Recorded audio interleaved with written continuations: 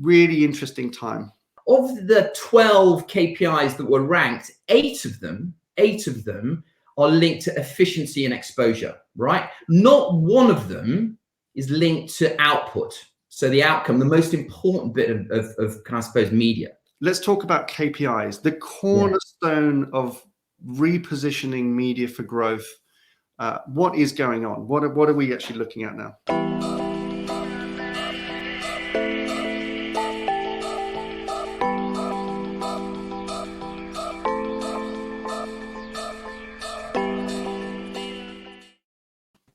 Hello and welcome to Media Snack, live from New York.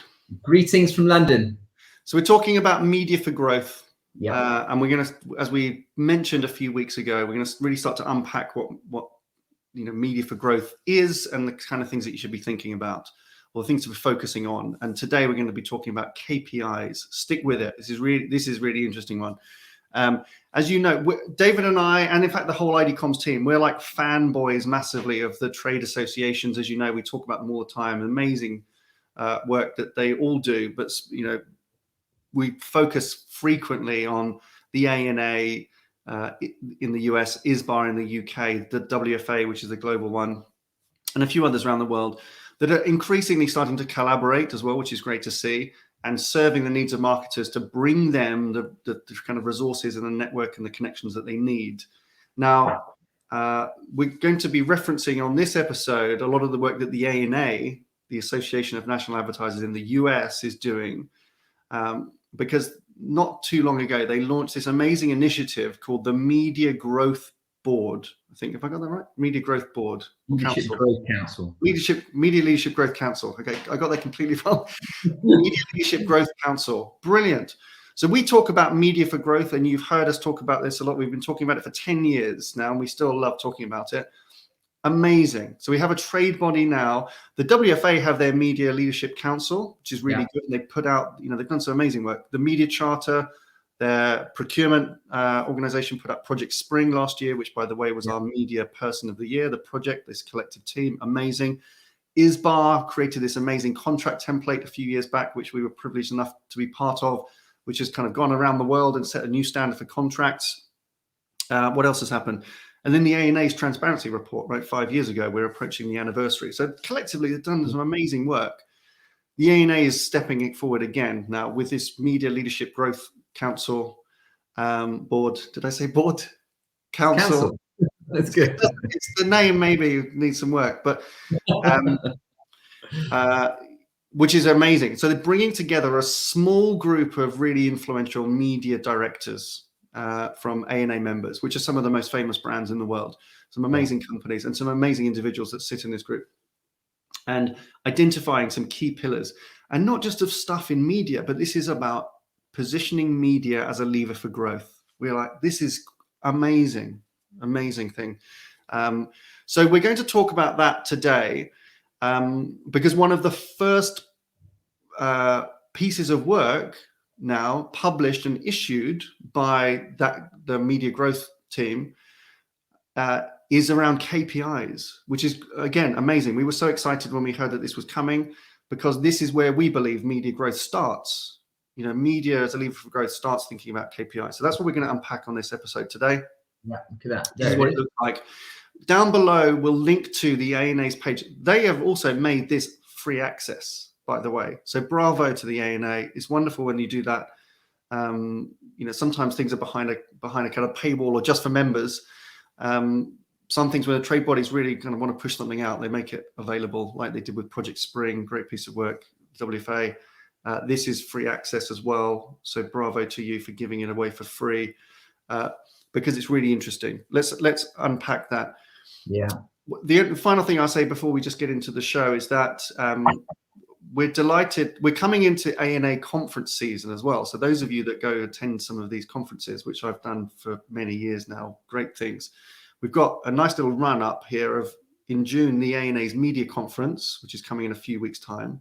We're actually one of the architects and authors of this report that we'll talk about, Charlie Chappell, who's the VP of Media at Hershey, a good friend of ours, is presenting some of the findings that we're going to talk about today. So sorry, Charlie, we're going to steal your thunder a little bit, but Charlie's going to be on stage delivering this properly.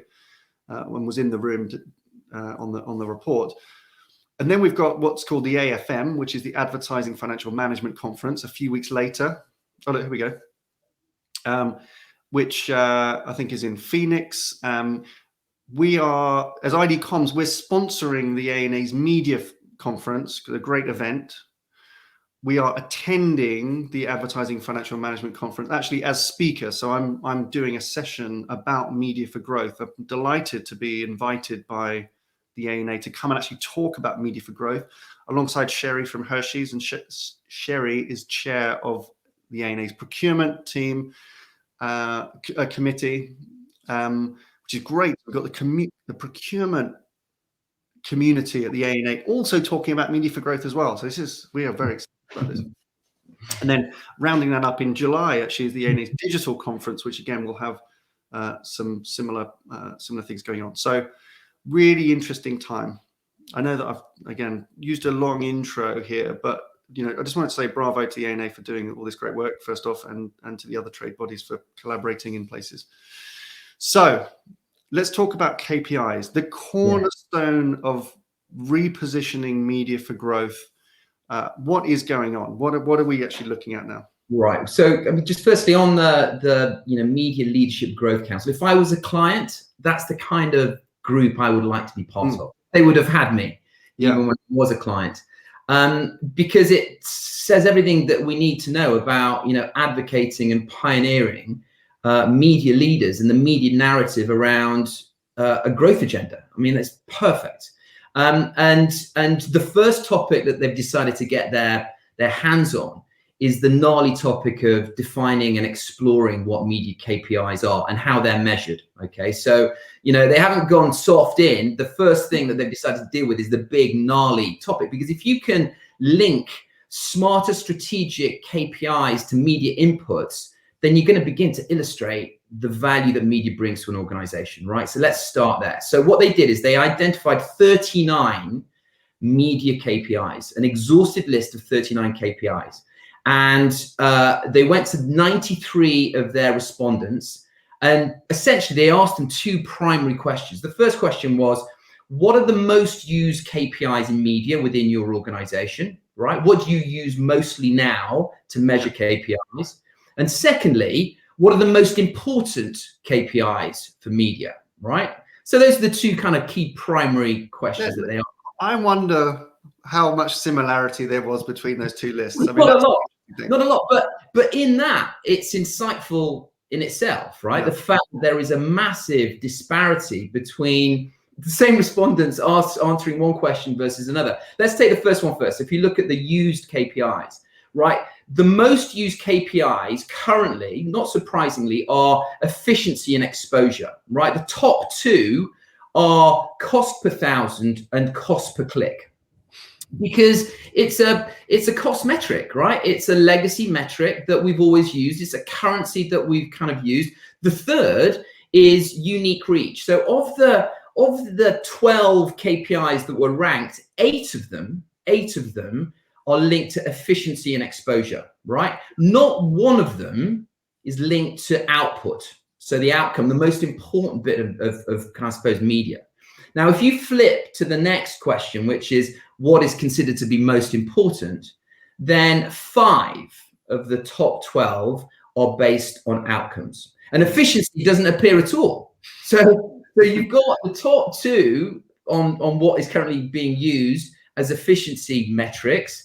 But then what is really important, efficiency doesn't even, trouble the scorers on that. And the top 1 and 2 is return on investment. And number 3 is brand safety, right? The really important things. Now, what it tells you, I think, is that, the ambitions of marketeers are noble and right, and they're going in the right direction. They're leaning into this kind of positive outcome-based narrative, but they are still hindered and encumbered by kind of legacy metrics that they've obviously inherited perhaps, and they just can't break the shackles off. However, this is a positive message, because you know, even if the most important ones had still contained many efficiencies, it would have been slightly disappointing. But the fact that we are dealing with outcome-based metrics as a critical component of what is really important I think is a huge sign of positivity for the future. Yeah, exactly. I mean, and you know, I mean, you've been on the advertiser side for a long time in the past. It's a difficult position, isn't it? Because this report kind of says, well, hang on a minute, you're saying that these things are really important, but you're doing quite the opposite. But what it shows you, at least, that we've got, maybe there's a lag between where the ambition is and what they're able to look at right now, I suppose. Yeah. And the reason for that, Tom, is because it's hard, right? Yeah. Linking an outcome, a return, is harder than putting a cost metric or an efficiency metric. However, if you overinvest on your efficiency metrics, actually what it's doing is damaging your ability to link media with an output, with a key business result. So we're moving in that direction, but it's not easy. That's the challenge. It's not an easy transition. Otherwise, they would be doing it now. Yeah, exactly. That's good. And actually, if you read the report, as I say, we'll link to the report. Have a look through, because they present the inside, but actually the majority of the document itself is really interesting commentary from media directors about what they see. And it's this great moment of self-reflection and acknowledgement that there is not just room to move now, but actually that when you see it in black and white, you kind of see how ridiculous that is. And so I think that it creates that appetite for change, which is what we want. And again, you know, bravo for the ANA for kind of just, you know, provoking that in a good way. I think the commentary around it is really, really helpful. And it gives you, as a media director, I guess it gives you confidence that others are having to go through the same process. Should we think about some of the implications then? Yeah. Let's do that. Okay, let's do that. So think of some of the implications. The first thing is that this is, you know, it's a great report. And as I say, it's, you know, it starts to change behavior. That's the big implication, the potential. You know, some of these kind of reports, sometimes they can go a bit flat or they get filed away, and there's an interesting insight at a moment in time. I think this being stewarded by that growth, I'm going to get the name wrong. What do I keep calling this thing? The Media Leadership Growth Board. I'll have to get it tattooed somewhere. That, you know, with that support, because you've got the people in the room who are going to make the change, and that's really interesting. The good thing, I think, for media directors, when we talk about KPIs, we obviously discuss KPIs a lot with marketing leadership and media leadership on the advertiser side, just because it's so fundamental. You know, it really is the kind of the building blocks of success for investing in media. Is that actually, as you change the narrative around the KPIs, it's good for you. It's good for the business. It's good for you personally and professionally as well as a media director, I think, because what we observe is that, you know, when you're just talking about your media budget driving, you know, cost per thousands, or driving engagement metrics, or driving some kind of slightly arbitrary or cost related KPI, really the business just goes, okay, well, you're the expert, just get on with that. But actually, when you start saying every media dollar drives an outcome for the business, suddenly you've got, you know, CFO leaning in, or a CEO leaning in, or a CMO really starting to really take interest in media. So it's actually really good personally as a media director to just change the narrative, and the KPIs are a really good way to do that. It does take time. You know, if you care, which you probably do as a media director, you care about outcomes in your business, then KPIs are important. If you care about your brands, which you probably do as a media director, then, you know, identifying quality and safe environments and placement is important. You know, if you care about humans seeing your advertising messages, these seem like basic things. If you care about that, then KPIs are important. So it's great to have this council. I didn't mention earlier that this council also is aligned to an ANA slightly larger initiative, which is the CMO Growth Council, which has laid out, if you're familiar with that, they've laid out these kind of 12 points, beautiful kind of circle of the CMO's responsibilities and focuses for growth. Media is a big part of that, not least because it's the largest part of the spend typically. In the report, there's this amazing quote that it's kind of buried right at the end. And it's said in a maybe slightly offhand way right at the end. It says, "It is our intention in this report for the board that through our actions, we will add billions of dollars of effectiveness to our industry." That's brilliant.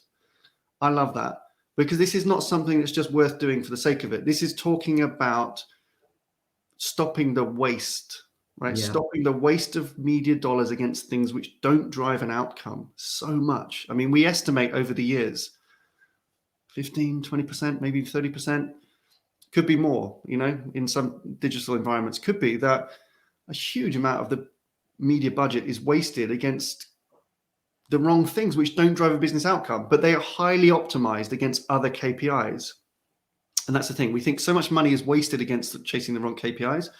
An example is that if, what was the number one ranking in the report, right? It's like CPM, cost per thousand, the cost per thousand impressions.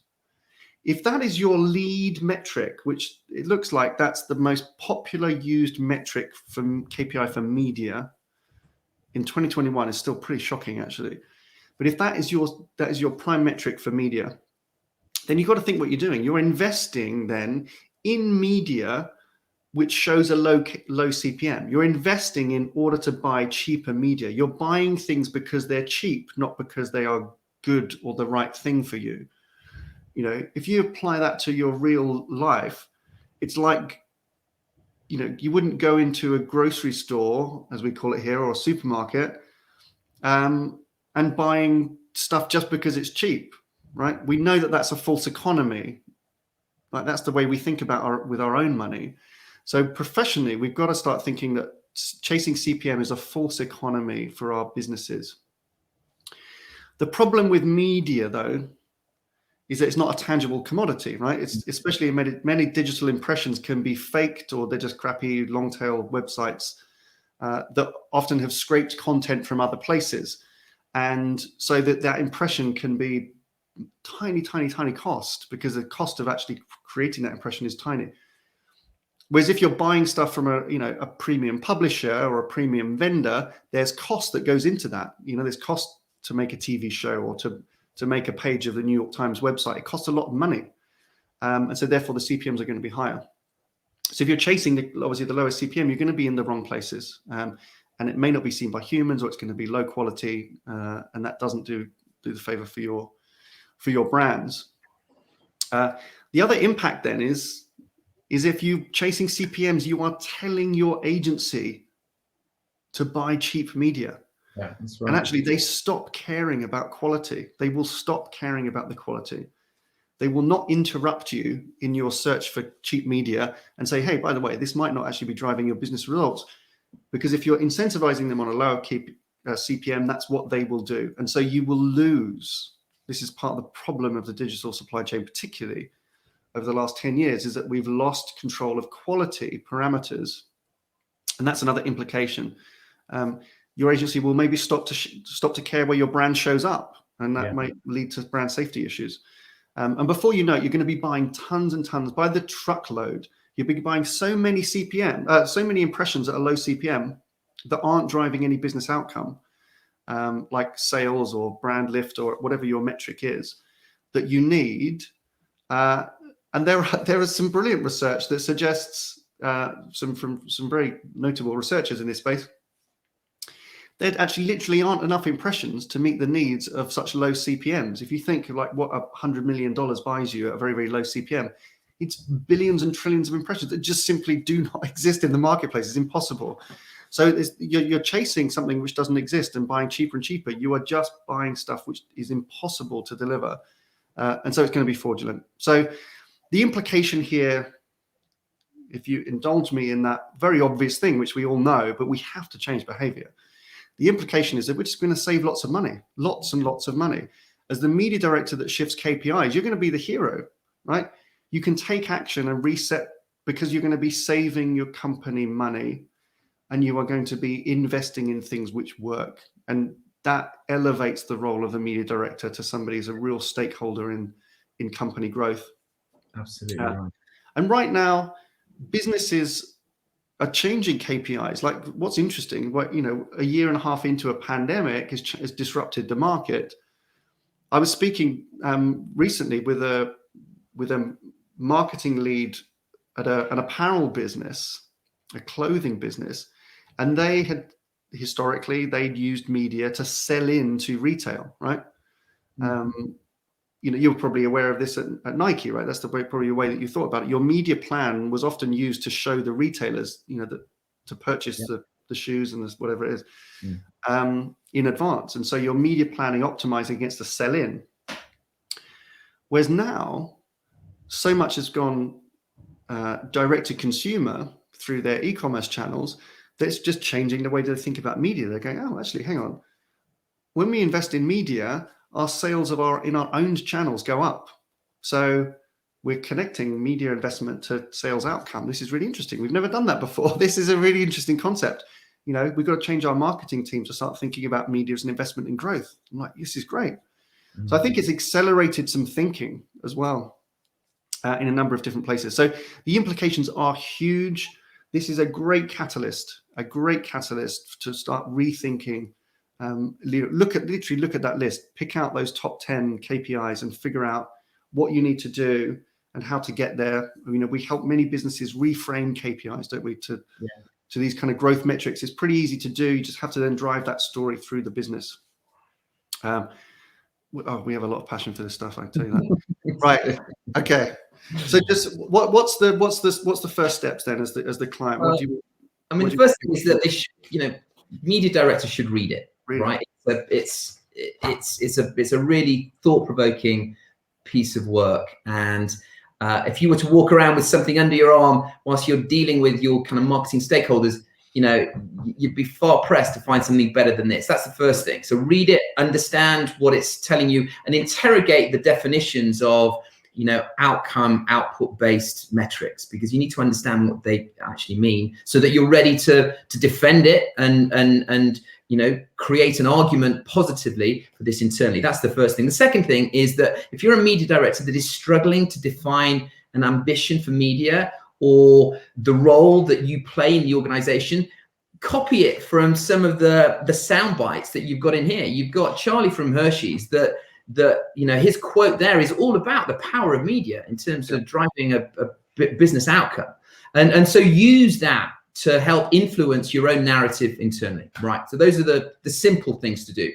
The next thing is you need to try and find a proof point. So if you are dealing perhaps with some of the old legacy KPIs that were mentioned in terms of the document, you need to change that. But you can't change that institutionally yet. What you may need to do is find a pilot, find a small brand or find a brand leader that is sensitive to this kind of idea and test it, right? See how you can move away from, CPMs, click-through rates as metrics for success and make it slightly more business kind of focused and use that as a case for internal change, right? So you need to start somewhere. But I would also bring in the agency, as you rightly said, Tom, in terms of the implications. If you tell the agency to measure certain things, they will, at the detriment perhaps of the bigger picture.